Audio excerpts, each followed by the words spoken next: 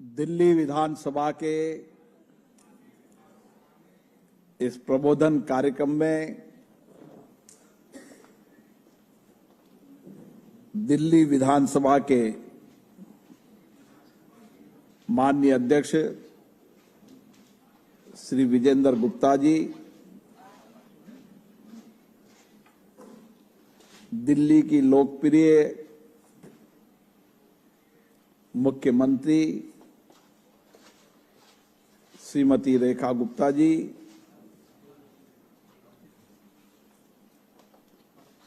प्रतिपक्ष की नेता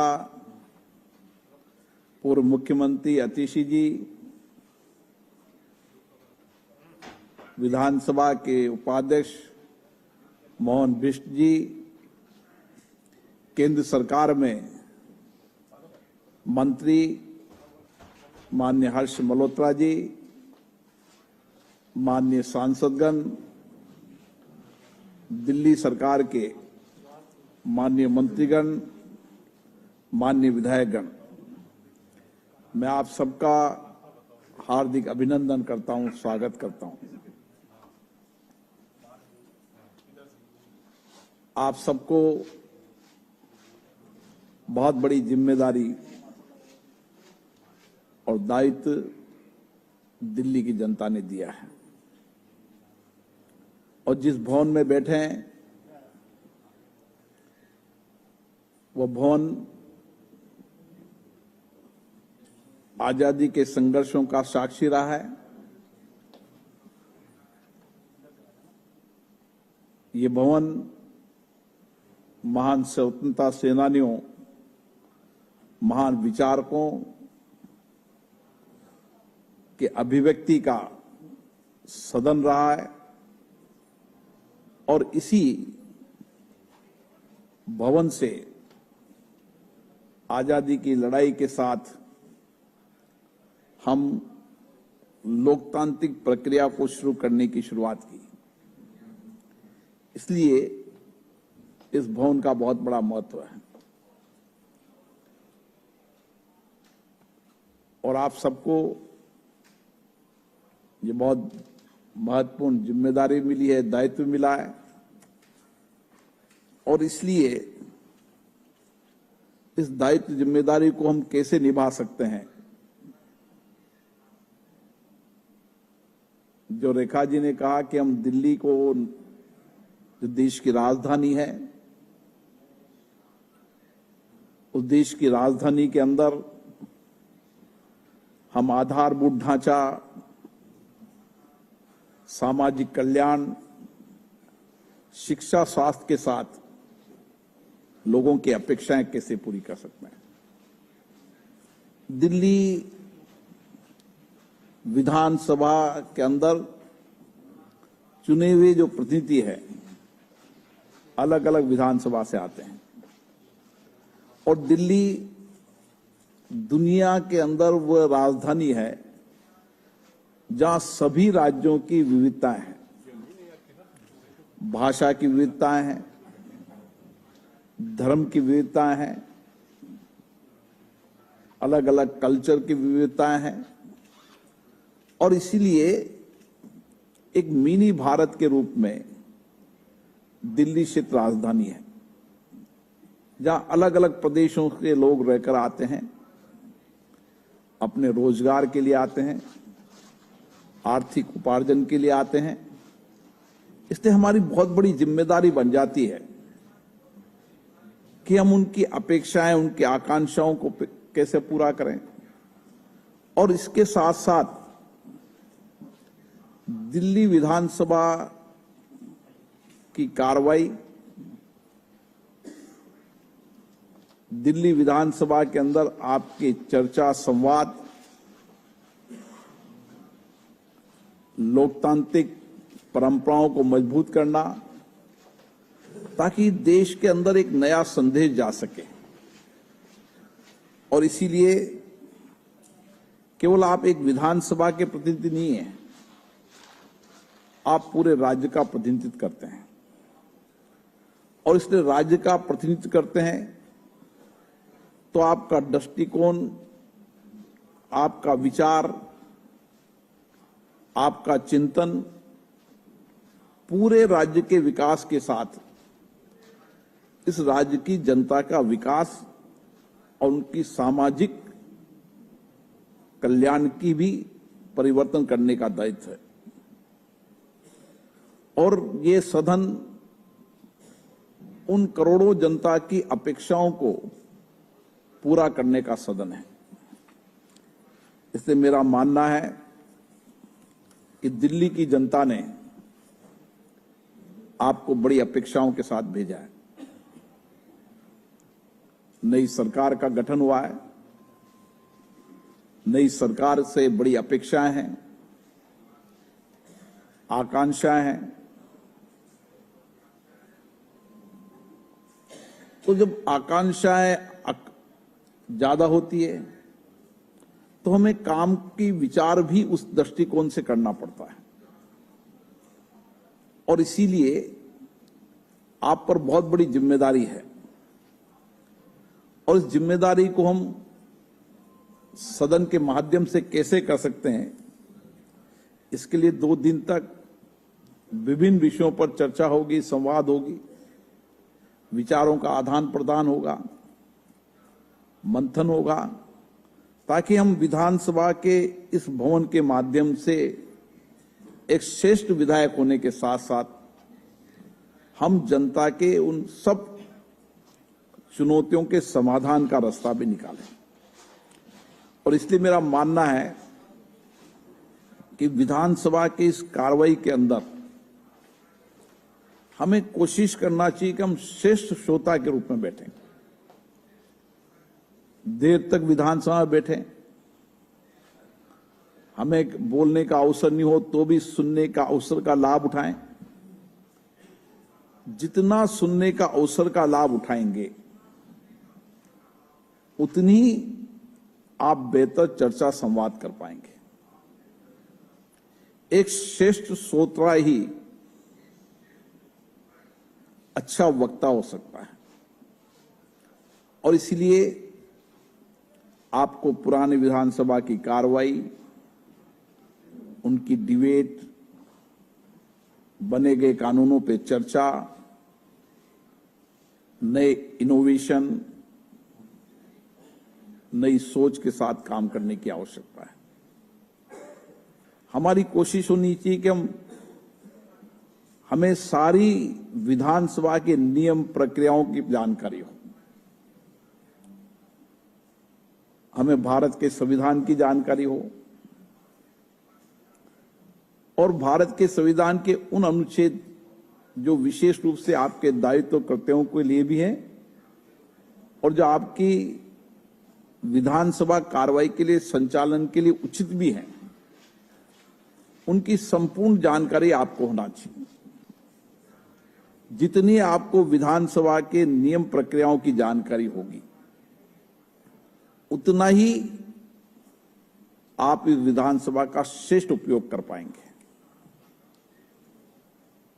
आप चाहे प्रश्नकाल हो, चाहे अन्य समय हो, उस समय के अंदर हम किस तरीके से अपनी बात को कह सकते हैं, सार्थक तर्क से कह सकते हैं, चर्चा से कह सकते हैं,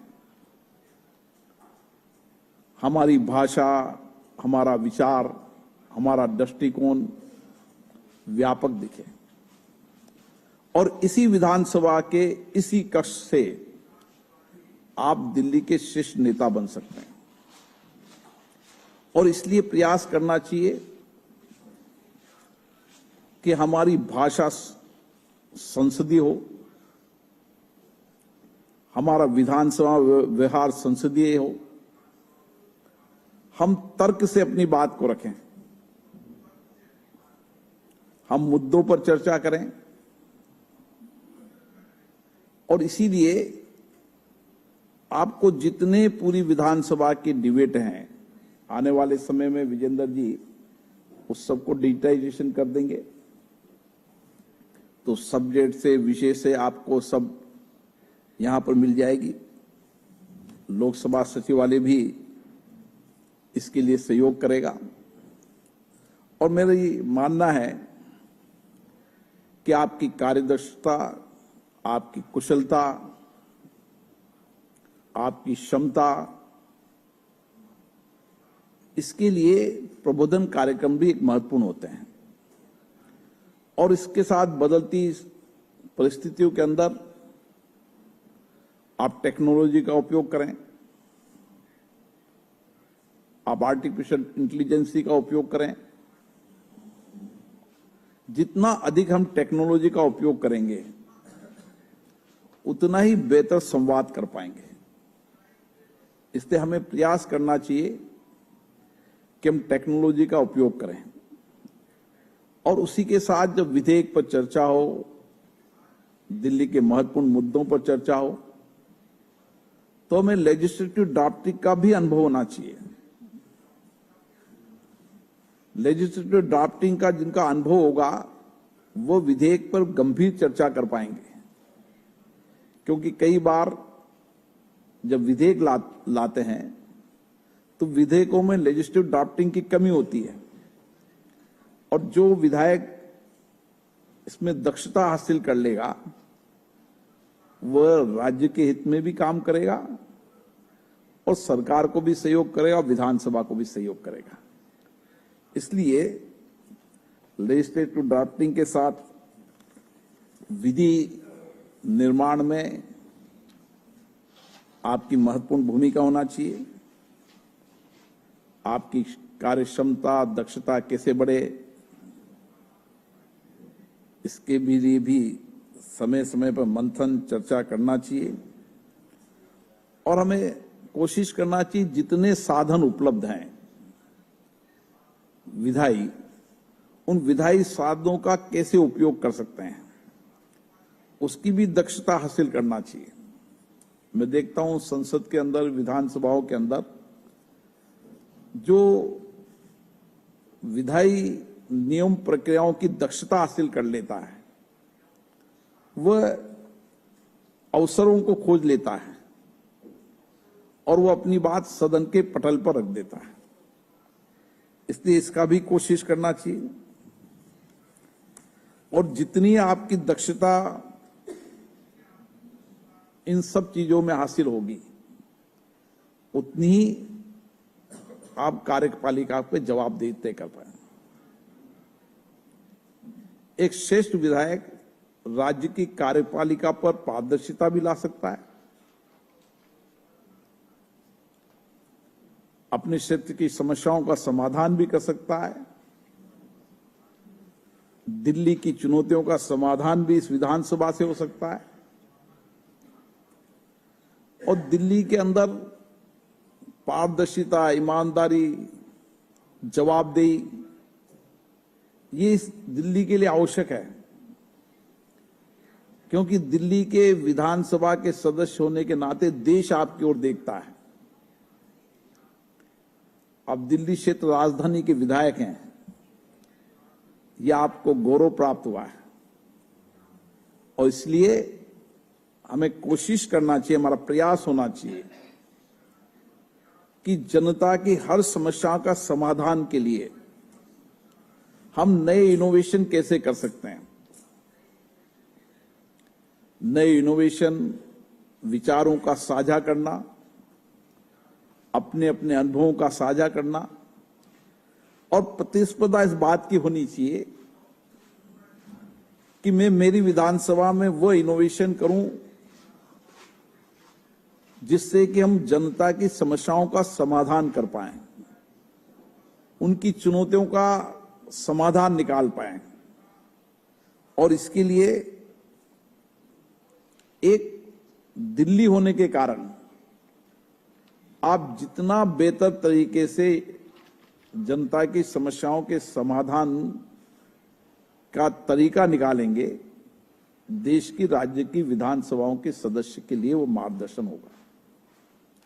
क्योंकि दिल्ली विधानसभा के अंदर देश की अलग अलग जाति, धर्म, भाषा, बहुत संस्कृति के लोग रहते हैं। इसलिए आपका प्रयास, आपका नया इनोवेशन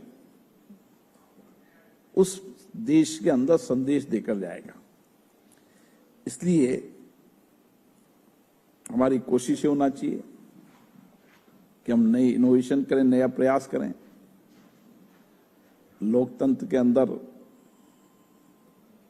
यही श्रेष्ठता है। लोकतंत्र में प्रतिपक्ष की भूमिका भी होती है, भूमिका सकारात्मक हो। सहमति लोकतंत्र की ताकत होती है और इसीलिए हमारे लोकतंत्र में चर्चा, संवाद, सहमति, असहमति, इन्हीं से हमने 75 वर्ष की यात्रा को पूरा करते हुए देश को आगे बढ़ाने का काम किया। इसलिए कोशिश होना चाहिए कि सदन में चर्चा, संवाद का मंच बनना चाहिए। सदनों में गतिरोध नहीं होना चाहिए। आप अपना दृष्टिकोण दो, अपना विचार दो।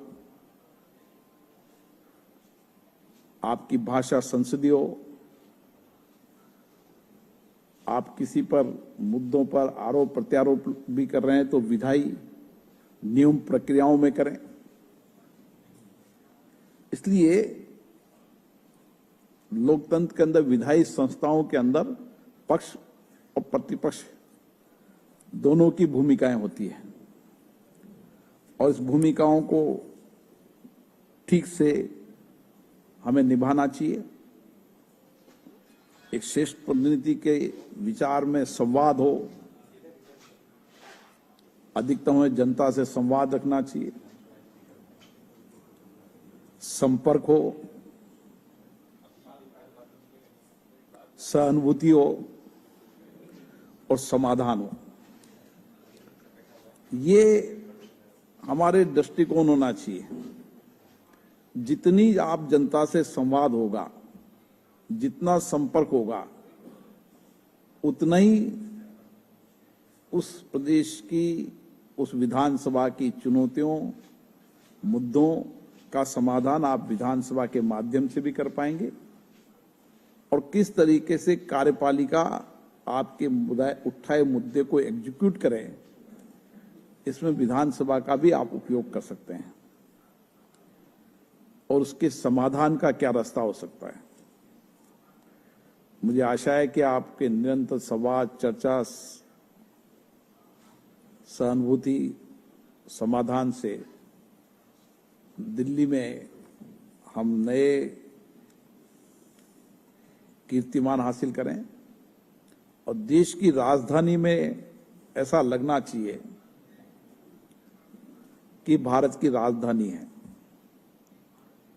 इसलिए हर छोटी समस्याओं का समाधान इस 5 साल में हमारा लक्ष्य होना चाहिए। दिल्ली की हर चुनौतियों का समाधान हर विधायक का लक्ष्य होना चाहिए। मेरी विधानसभा सबसे श्रेष्ठ रहे।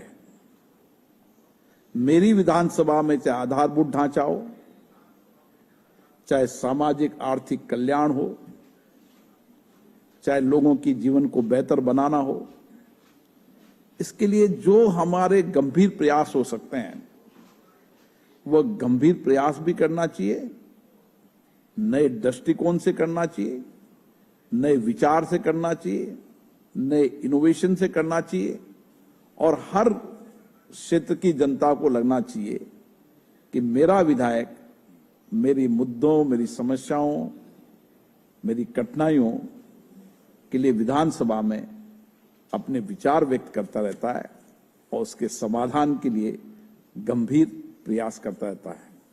मुझे आशा है 2 दिन के इस कार्यक्रम में आप सभी अपने अनुभवों को भी साझा करेंगे, विचारों को साझा करेंगे।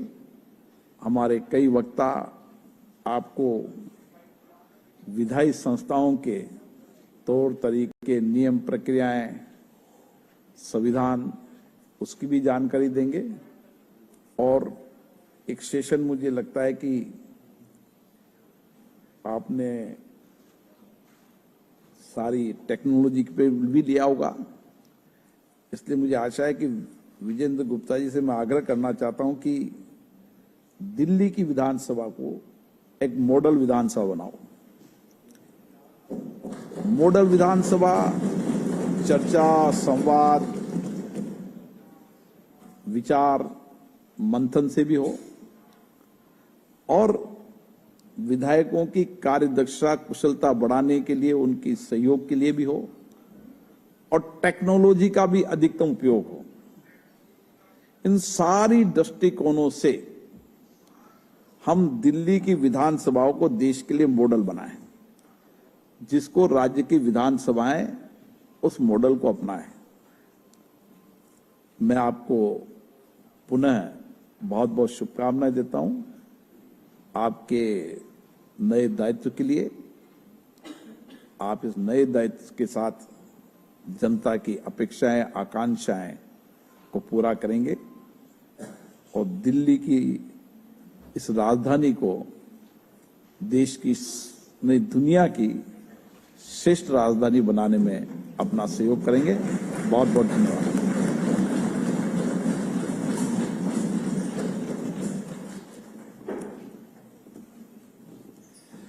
बहुत बहुत आभार माननीय लोकसभा अध्यक्ष ओम बिरला जी का उनके इस प्रेरक संबोधन के लिए। अब मैं निवेदन करूंगा दिल्ली विधानसभा के उपाध्यक्ष श्री मोहन सिंह बिष्ट जी से कि वे धन्यवाद ज्ञापन के लिए पधारें।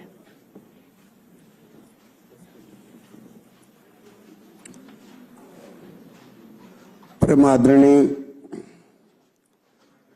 लोकसभा के अध्यक्ष और हम सब लोगों के मार्गदर्शक के रूप में हमको बहुत सी ऐसी चीजों की जानकारी देने ऐसे आए हैं। ऐसे आदरणीय ओम बिरला जी, हमारी दिल्ली की मुख्यमंत्री, मेरी बहन रेखा गुप्ता जी, जिनके द्वारा इस प्रकार के कार्यक्रम का आयोजन किया गया,